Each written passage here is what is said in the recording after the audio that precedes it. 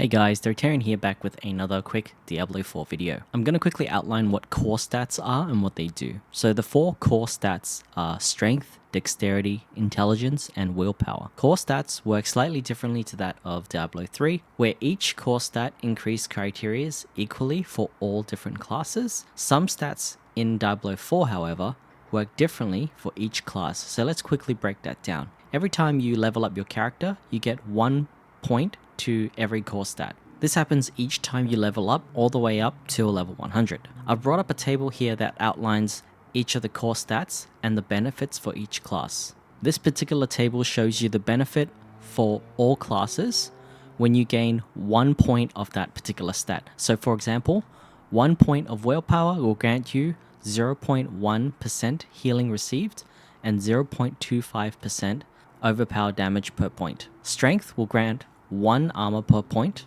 Intelligence grants 0.05% all resist per point, and Dexterity will grant 0.025 dodge chance per point. On top of that, each class will have a different core stat that will affect them differently. You can see in this particular table, Willpower will grant 0.1% skill damage to druids, whilst for barbarians, it's strength, and intelligence for sorceress and necromancers, and dexterity for rogue. For resource regeneration, willpower is the stat that will affect barbarians, sorcerers, and necromancers. Whilst for rogue, strength is the stat that will affect their resource regeneration, and intelligence for druids. Lastly, for critical strike chance, dexterity is the stat that will affect barbarian, druid, and sorcerers and necromancers, whilst for rogues, it's going to be intelligence.